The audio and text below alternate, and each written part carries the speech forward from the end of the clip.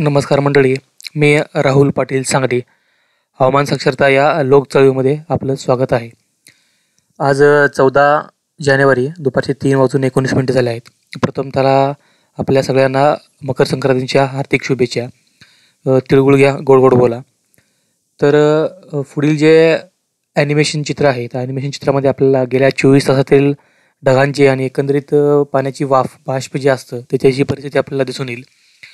प्रथमतः गेली 2 दिवस मी व्हिडिओ प्रसारित करू शकलो नाही, कारण मुख्य लॅपटॉप जो होता, मुख्य लॅपटॉपच्या काही तांत्रिक बिघाडामुळे मला 2 दिवस व्हिडिओ प्रसारित करता आला नाही. त्याबद्दल क्षमा असावी. तर गेल्या 2 दिवसामध्ये बरेच घडामोडी घडल्या होत्या. त्यामध्ये मुख्यतः तापमान किंवा थंडी कमी होण्याचं मेन जे कारण होतं ते आपण पुढील सत्रामध्ये पाहणार आहोत. पण आता हे जे ॲनिमेशन आहे या ॲनिमेशनमधील मुख्य जे भाग आहे, तर गेल्या 24 तासामध्ये ढगांची आणि पाण्याची वाफ जी बऱ्याच ठिकाणी जी हालचाल करत आहे त्यामध्ये असं दिसून येतं आहे की गेले 2 दिवस जो उत्तरेकडील दाब कमी झाला होता, म्हणजे साधारणतः पाण्याची वाफ ही जी बाष्प दिसते हे बऱ्यापैकी दक्षिण भागामध्ये, तर दक्षिण भागातलं थोडंफार हे जे बाष्प आणि ढग आहेत हे थोडंफार महाराष्ट्राच्या आसपास वाढले होते, त्यामुळं थंडी थोडीफार कमी झाली होती. पण पुन्हा परत आणि आता उत्तरेकडील जो दाब आहे आपल्याला समोर ॲनिमेशनमध्ये दिसत असेल, उत्तरेकडील परत हवेचा दाब आणि हा खूप मोठ्या ढगांचा समूहाचा जो दाब आहे तर तो वाढल्यामुळे परत थंड हवा आणि थंड वारे जे आहेत ते बऱ्यापैकी महाराष्ट्रावरती येत आहेत.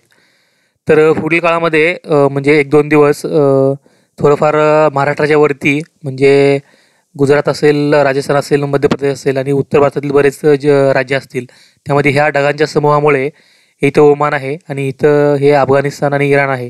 तर यामध्ये जे ढग दिसतात आपल्याला, हे भले मोठे ढग, ह्या भल्या मोठ्याच्या ढगांच्या समूहामुळे उत्तर भारतामध्ये बऱ्यापैकी ढगाळ वातावरण होण्याची शक्यता आहे.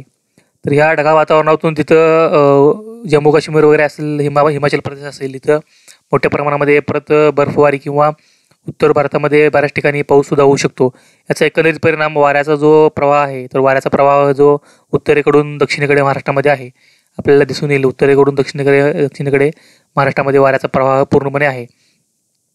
आणि गेल्या 2 दिवसापूर्वी इथे एक अँटी सर्क्युलेशन वाऱ्याची चक्राकार स्थिती इथे एक उपलब्ध होती, ज्याची दिशा घड्याळाच्या काट्याच्या दिशेप्रमाणे असल्यामुळे महाराष्ट्रावरती साधारणतः बंगालच्या उपसागरातील जे बाष्प आहे, तप्त बाष्प आहे किंवा उष्ण बाष्प आहे थोडंफार येत होतं, त्यामुळे थंडी थोडीफार कमी झाली होती.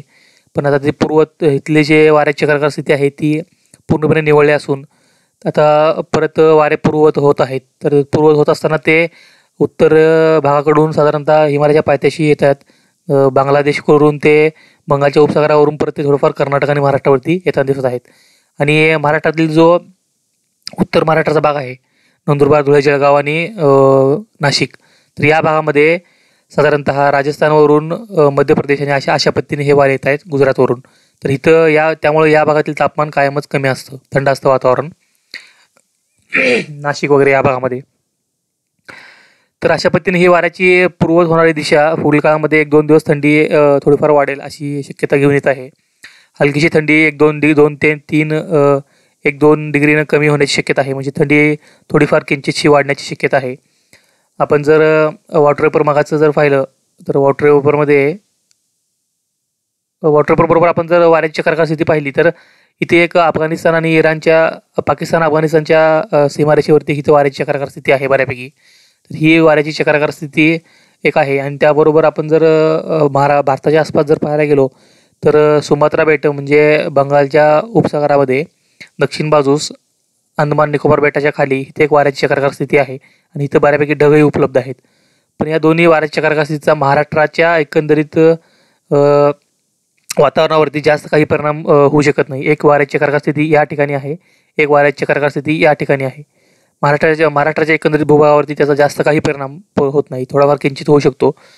पण त्याबरोबर आपण जर बाकीचे सॅटेलाईट इमेज जर आपण पाहिले, म्हणजे वॉटर वेपर जर आपण पाहिलं, पाण्याची वाफ किंवा बाष्प, तर मगाशी सांगितल्याप्रमाणे हे जे ढगांचा मोठा समूह जो आहे इथं काबूल, मास्किद, म्हणजे इराण आणि अफगाणिस्तान या देशावरील आणि पाकिस्तानवरील, तर तो पुढील काळामध्ये उत्तर भारतामध्ये यायची शक्यता आहे. तर हे आज संध्याकाळी किंवा उद्या दिवसामध्ये या ठिकाणी आल्यानंतर काश्मीर, हिमाचल प्रदेश, उत्तराखंड या ठिकाणी चांगली बर्फबारी होऊ शकते, बर्फ पडू शकतो चांगला.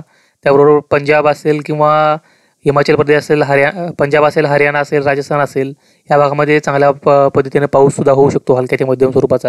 याचा एकंदरीत परिणाम महाराष्ट्रावरती काय होऊ शकतो, वरती वरून येणारे थंड हवेचे जे झोत आहेत तर ते थोडंफार पूर्ववत होत असल्यामुळे महाराष्ट्रावरती जी एकंदरीत थोडीफार थंडी वाढण्याची शक्यता आहे, 1 ते 2 डिग्री. त्याबरोबर महत्त्वाचे म्हणजे आपल्याला आजच्या दिवसामध्ये आणि उद्याच्या दिवसामध्ये सूर्यप्रकाश हा साधारणतः 6 तास, 7 तास, 8 तास मिळू शकतो.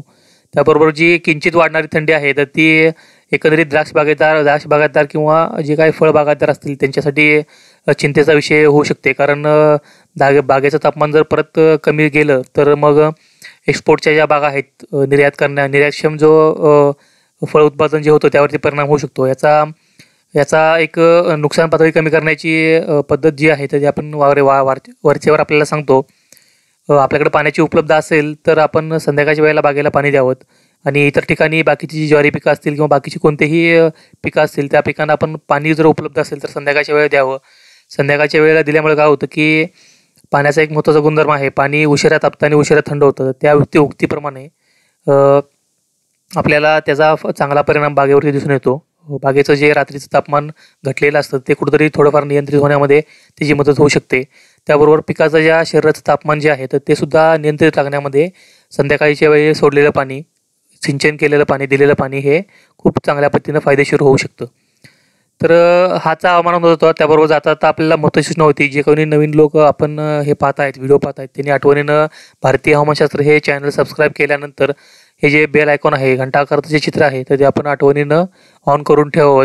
कारण हे घंटाआकार चित्र आपण ऑन केल्याशिवाय आपल्याला व्हिडिओ नवीन प्रसारित झाल्याच्या सूचना मिळू शकणार नाहीत आणि त्याचा लाभ आपल्याला लगेच घेता येणार नाही. धन्यवाद.